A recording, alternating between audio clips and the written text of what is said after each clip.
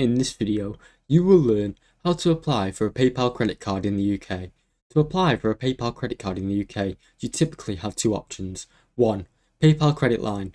First, log into your PayPal account. If you do not have one, create your PayPal account. Then, navigate to the PayPal credit.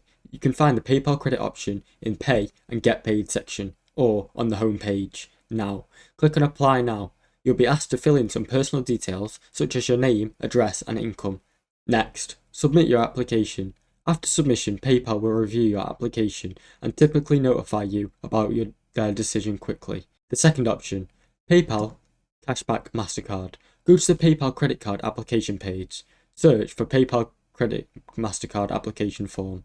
Then, fill out the application form, providing all your personal details such as your name, income and address. Then, review and submit. After submitting the form, you will receive decisions, usually within a few minutes. Thanks for watching. Don't forget to like and subscribe.